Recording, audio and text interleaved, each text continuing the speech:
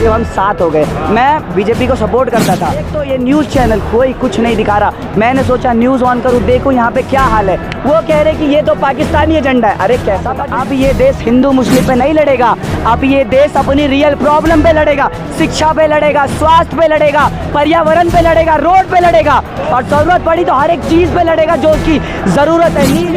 Request है आपसे, आप जो यहाँ से रिकॉर्ड करके जा रहे हैं कृपया यही डालिएगा, ये नहीं एजेंडा मत बनाइएगा। क्या लगता है हमारे मोदी जी प्रधानमंत्री तक आवाज़ जा ही नहीं रही है। सारे के सारे गोदी मीडिया है, बिके हुए मीडिया है।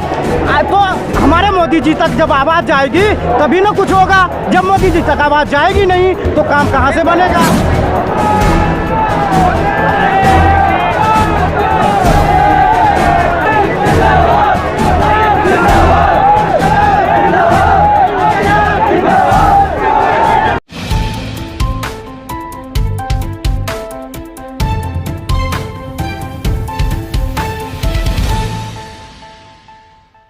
कोई और जगह नहीं, दिल्ली का दिल कनॉट प्लेस है, जहाँ से मैं सीधी तस्वीरें दिखा रहा हूँ।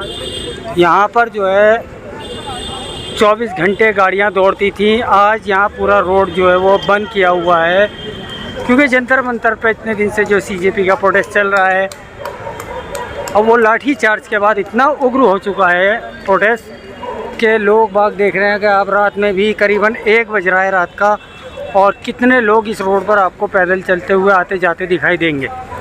चाहे महिला हो, चाहे जेंट्स हो, लड़के हों, लड़कियां हों, सभी लोग आप देख रहे हैं। सामने कनॉट प्लेस की सब दुकानें मैं दिखा रहा हूं इस वक्त आपको।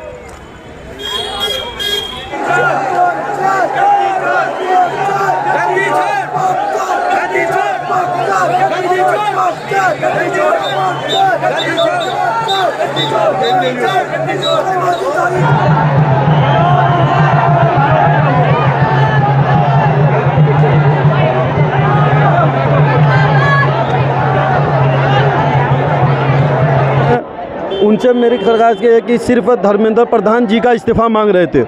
आज हम ये अनुरोध करते हैं कि सर आप धर्मेंद्र प्रधान जी का ही नहीं, पूरी सरकार का ही इस्तीफ़ा मांगे। वो मेलोडी चॉकलेट खाने पे इतना ध्यान दे रहे, इतना ध्यान अपने देश पे दे लेते ना तो कुछ सुधर जाता। नीट के एग्जाम लीक हो रहे हैं, मेलोडी खिला दी तो आप लोग इतना नाराज हो गए। तो नाराज होना बनता है। इसका भुगतान हम कर रहे हैं, इस चॉकलेट का भुगतान हम कर रहे हैं। होना चाहिए, मतलब लोगों की इतनी इंपॉर्टेंस नज़र आई ही नहीं रही कि लोग यहाँ बैठे हैं, मर रहे हैं, भूखे हैं, कैसे किसी को इस बात से फ़र्क ही नहीं पड़ रहा है, ना ही गवर्नमेंट को, ना ही पुलिस वालों को। सरकार की तानाशाही है, ये सब एक तरह से तानाशाही है, उनको फ़र्क नहीं पड़ रहा है, इसलिए उन्होंने पुलिस को भी रखना ज़रूरी नहीं समझा। पुलिस को जब बुलाते हैं, जब हमें मानना हो, पीटना होता है उनको। अब कर 20 तारीख को आके उन्होंने ड्रामा करा, तानाशाही करी, हाँ अब वो चले गए। जब उन्हें मानने का दिल करेगा वो फिर आएंगे। ये तानाशाही है सरकार की। सरकार का तो ये मसला है कि देखो हर साल यही होता है, लोगों के मन में जो सरकार को लेकर गुब्बार होता है उसको कोई फ़ायदा नहीं होता। लोग उन्हें वोट ना देकर भी EVM हैक हो जाती है, EVM उनके अंडर में, इसी वजह से वो इलेक्शन जीतते रहते हैं। लोग उनको वोट नहीं देते, वो EVM हैक करके वो इलेक्शन को जीतते हैं। हम उन्हें वोट दे ना दे, वो चोरी करके वो जीतेंगे। अगर इलेक्शन की बात है तो वो तो जीतेंगे, EVM उनके अंडर में है, EVM हैक करा लेंगे रातों रात, क्या हो जाएगा। सेंट्रल गवर्नमेंट तो उन्हीं के पास है ना। के बेंगलुरु से आए हैं, ऑलमोस्ट 150 लोग आए हैं हम लोग। यहाँ का भीड़ और यहाँ का प्रॉब्लम से देखकर, सभी का दुख देखकर यहाँ पर आए हैं हम लोग। लेकिन इतना छोटे छोटे लड़कों को, छोटे छोटे आदमी लोगों का प्रॉब्लम्स सभी देखकर मेरे को बहुत ही तकलीफ हो रही है। वही कर्नाटक से यहाँ आई हूँ, आज नहीं तो कल हो जाएगा करके बोल के इतना खाने को तरस रहे हैं, जितना खाने को तरस रहे हैं। वहाँ से मैं खाना अभी पॉकेट से ला रही थी, तभी छीन रहे हैं, तभी समझ रही हूँ मैं इनकी कितनी तकलीफ हो रही है। इनको घर से बाहर आकर इनको कितना भीड़ से इनको प्रॉब्लम हो रहा है करके बोल के समझ रही हूँ। इसको जल्द से जल्द परिहार चाहिए। मोदी जी के बारे में बोलना है तो इतना आज के युग आगे के प्रजे हैं, वो आज यही युग को उनको नहीं सपोर्ट कर रहे हैं तो वो आगे क्या कर सकते हैं। बात ये है, सबसे बड़ी शर्मिंदा वाली बात ये है कि लोग कहाँ से आ रहे हैं, लेकिन यहाँ जो सेंट्रल दिल्ली में जो रह रहा है इंसान, जो साउथ दिल्ली में रह रहा है या ईस्ट दिल्ली में रह रहा है या जितने भी दिल्ली एनसीआर में रह रहे हैं वो यहाँ आने को राजी नहीं है। कितनी बड़ी बात है, लोग कहाँ से आ रहे हैं, पंजाब से आ रहा है, हरियाणा से आ रहा है, कर्नाटक से आ रहा है, ये गलत है। सेंट्रल दिल्ली का बंदा आना चाहिए, यहाँ के बंदे होने चाहिए। मुझे क्या लगता है हमारे मोदी जी प्रधानमंत्री तक आवाज़ जा ही नहीं रही है, समझ रहे हो क्यों? हमारे छोटे चैनल है, वो सोच समझ के वीडियो डालते हैं, चाहे वो आपके चैनल के माध्यम से हो या इनके चैनल के माध्यम से हो, वो डर के डालते हैं। क्यों? कि आज मैं वीडियो डालूंगा ना, कल मुझे उठा लेगा। इसलिए आज तक आप कोई अपने चैनल के माध्यम से देखो, इस प्रोटेस्ट के बारे में कोई बड़े मीडिया चैनल पे चला है, ये सारे के सारे गोदी मीडिया है, बिके हुए मीडिया है। तो हमारे मोदी जी तक जब आवाज़ जाएगी तभी ना कुछ होगा। जब मोदी जी तक आवाज़ जाएगी नहीं तो काम कहाँ से बनेगा? क्या समझ रहे हो? और अभी हम लोग जितना शांत बैठे हुए हैं ना, यहाँ पर आप नहीं देखोगे मोदी के उम्र के, यहाँ पर देखोगे सारे युवक को, समझ रहे हो? ये युवक अगर चाहे ना तो उसे खड़ा कर सकता है और उसे गिरा सकता है। और हम युवक और युवा में इतना मज़ा है ना, एकता, ये एकता जब तक धर्मेंद्र प्रधान और मोदी जी इस्तीफा न लेना तो हम लोग यहाँ पर धरना प्रदर्शन दिए रखेंगे। और अभी तो दिल्ली के कुछ युवा साथी है, कुछ बहुत सारे जगह से, अभी हमारे यहाँ के बिहार, यूपी बिहार वाले आ रहे हैं, आप देखोगे इससे ज़्यादा कल भीड़ मिलेगी। अस्पतालों में जाएंगी, जब उनकी बहन बेटियों को डेथ कर देगा ना, जो डॉक्टर उन पर डॉक्टर होगा वो बहन तो डेथ घोषित कर देगा, तो समझ में आएगा इनको। आज बताए हमारे यहाँ बिहार में किसको बैठाया गया? सम्राट चौधरी को। वो सतमी पहले आज तक कभी पढ़ाई के मुद्दा पे बात नहीं कर रहा है, कभी पढ़ाई की लिखाई के बारे में बात नहीं कर रहा। ये चाहते हैं शिक्षा व्यवस्था को ठीक कर दे और धर्मेंद्र प्रधान का इस्तीफा दे, वरना इस बार लाल किले तक सांसद जाएंगे, सांसद छोड़ के लाल किले तक धरना प्रदर्शन करेंगे।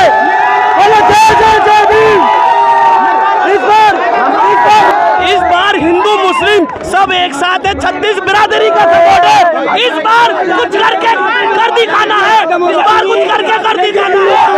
हमें सिर्फ धर्मेंद्र प्रधान का इस्तीफा चाहिए, क्योंकि मेरे बच्चे, मैं पढ़ूं, मेरे बच्चे पढ़े, आगे बढ़े, ये मेरी ख्वाहिश है और मेरी तमन्ना है, मैं पढ़ूं। रिजाइन क्यों नहीं दिया जा रहा है? क्या रिजाइन पेपर भी लीक हो गया है क्या?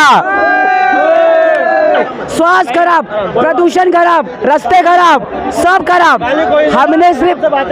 हमने सिर्फ शिक्षा अच्छी मांगी, हम बाकी सब खराब कोई नहीं, शिक्षा अच्छी मांगी। क्या पढ़ाई पे भी हमारा वो नहीं है? क्या हम पढ़ाई पे भी नहीं मांग सकते?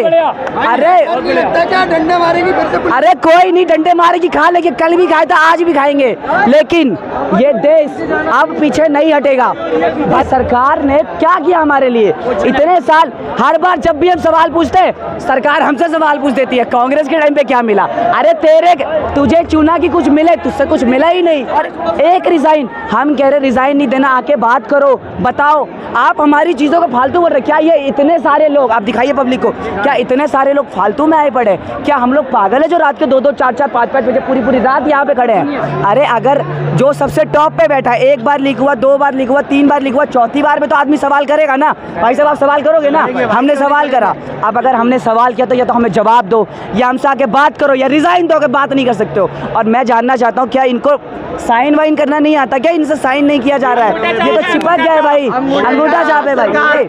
आप एक चीज़ देखो, यहाँ इतने धर्म के लोग आए, ध्यान से सुनना, इतने धर्म के लोग आए, भला हो मोदी जी का, उनकी इस बकैती के कारण हम सब साथ हो गए हैं। और अब मोदी जी के लिए ही दिक्कत है कि हम साथ हो गए। मैं बीजेपी को सपोर्ट करता था, लेकिन इस बार जब जनता खड़ी हुई अपनी असली प्रॉब्लम लेके, अब मैं भी आया, मैंने देखा यार पुलिस वालों ने किस तरह से डंडे मारे, मैं भी उस भीड़ में था, मैं भागा, मैं रात तक था यहाँ पे, ठीक है, इतनी बुरी तरह मारा। मैं मानता हूँ कि दिल्ली पुलिस को डंडा मारना ज़रूरी था, क्या वो धीरे नहीं मार सकती थी? क्या वो ये कील वाला डंडा लेके मारने की क्या ज़रूरत थी? क्या अरे आपको डरा के भगाना है ना भीड़ को, आप खाली डंडा दिखा के भी तो भाग सकते थे। वो डंडा मार रहे थे, तेज थे, फुल पावर से मार रहे थे, लड़कियों के मारा है, लड़कों के मारा है, सबके मारा है। अरे मैं कहता हूँ कि ऐसी कौन सी सरकार, आप भी, आपके भी बच्चे यहाँ पे एक मिनट भाई, एसएससी का भी एग्जाम लीक हुआ है, उससे तो पुलिस वगैरह ही बनते हैं ना भाई। इतने पेपर लीक हुए, उसमें आपके भी तो बच्चा। और मेरा तो भाई दिल्ली पुलिस से एक ही सवाल है, आप लोगों ने घर पे जाके क्या बोला होगा? अब ये देश हिंदू मुस्लिम पे नहीं लड़ेगा, अब ये देश अपनी रियल प्रॉब्लम पे लड़ेगा, शिक्षा पे लड़ेगा, स्वास्थ्य पे लड़ेगा, पर्यावरण पे लड़ेगा, रोड पे लड़ेगा, और ज़रूरत पड़ी तो हर एक चीज़ पे लड़ेगा जो उसकी ज़रूरत है, नीड है। अगर इतने समय से लड़ाई हो रही, क्या कभी प्रोटेस्ट में इतने लोग आते हुए दिखे हैं?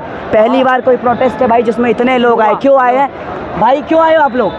आप लोग को क्या भरोसा है कि वो शिक्षा पे बात होगी? यहाँ पे मैं जब आया था ना, मैंने सोचा कि यहाँ पे अलग अलग तरह की बातें चल रही होगी। मैं जिससे सवाल पूछ रहा हूँ, हर एक बंदा सिर्फ उसके बारे, सिर्फ शिक्षा के बारे में बात कर रहा है, सिर्फ शिक्षा के बारे में बात कर रहा है। और ये लोगों में आक्रोश पता है कब फैला? मैं बता रहा हूँ, 20 लोग, मतलब मैंने बहुत लोग यहाँ से डंडे भी हटाए, सब कुछ हटाए, सब शांति से चल रहा था। जब पुलिस ने बहुत डंडे मारे तब लोगों में दिमाग खराब हुआ, तब लोगों ने डंडे उठाए। एक आदमी गलत होने से कोई गलत नहीं हो जाता, जिसकी गलती है उसकी ही गलती है। मान लो मेरी गलती होगी तो क्या हम इस भैया को भी गलत कह देंगे? क्या इनको गलत कह देंगे? नहीं ना। जो हिंदू मुस्लिम वाला चीज आता है वो गलत। सुनो, अगर हिंदू गलती करेगा तो हिंदू की गलती है, मुस्लिम गलती करेगा मुस्लिम की है, सिख करेगा सिख की है। लेकिन इसका मतलब ये नहीं कि मैं इन सबको करूंगा, ठीक है। और चीज़, एक और सवाल का जवाब मैं दे दूं आपका। आप जो कह रहे थे कि अगली आने वाली सरकार ने भी अगर ये गलती करी, मैं दोबारा यहाँ आके खड़ा रहूँगा, मेरे साथ ये सारे भाई आके खड़े रहेंगे, ठीक है। जब जब अब सरकार गलती करेगी तब तब हम एक्शन लेंगे, आवाज़ उठाएंगे, ठीक है। अब जाग गया भाई, हम नहीं है भाई। और हम अपना, एक मिनट, हम नौकर भी छोड़ो, हम अपना हक मांग रहे। पढ़ाई हमारा हक है, क्या इतना हमारा हक नहीं है? इससे छोटी चीज़ मैं क्या मांगूँ सरकार को? बस एक तो ये न्यूज़ चैनल कोई कुछ नहीं दिखा रहा। मैंने सोचा न्यूज़ ऑन करूँ, देखो यहाँ पे क्या हाल है। वो कह रहे कि ये तो पाकिस्तानी एजेंडा है। अरे कैसा पाकिस्तानी एजेंडा? ये कितनी बिकी हुई सर। अरे यार, मोदी जी ने सबको आतंकवादी बता दिया स्टूडेंट को। सर यहाँ पर भी प्रोटेस्ट होता है, वहाँ सबसे बड़े आतंकवादी तो योगी जी है। लोग आते हैं। मैं एक चीज़ बता रहा हूँ, मुझे तो यहाँ पे किराए की भीड़।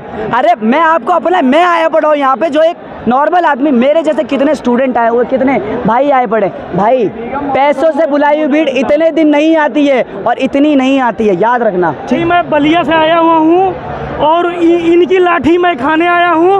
मैं आपको इतिहास बताता हूँ, खत्म हो गया। मुझे डर नहीं है।